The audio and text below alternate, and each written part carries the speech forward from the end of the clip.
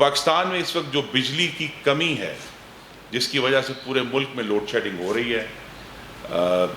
بعض جو ہمارے دیہی علاقے ہیں ان میں بہت زیادہ لوڈ شیڈنگ ہے، اور اس کی دو وجوہات لیٹسٹ نمبرز جو میرے پاس موجود ہیں۔ پہلی وجہ یہ ہے کہ ایندھن نہ ہونے کی وجہ سے، ایندھن کی عدم دستیابی کے باعث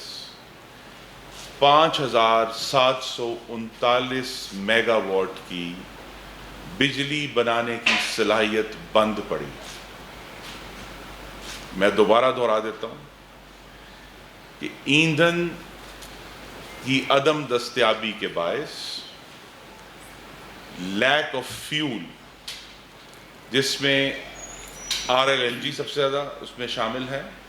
لیکن اس کے بعد فرنس آئل کی عدم دستیابی ہے اور کوئلے کی عدم دستیابی ہے، جس کی وجہ سے 5739 میگا واٹ بجلی کی صلاحیت، جو بجلی بن سکتی آج ابھی اگر ہمارے پاس فوری طور پر ایندھن دستیاب ہو جائے تو یہ بجلی بن سکتی ہے، یہ نہیں اس وقت بن رہا۔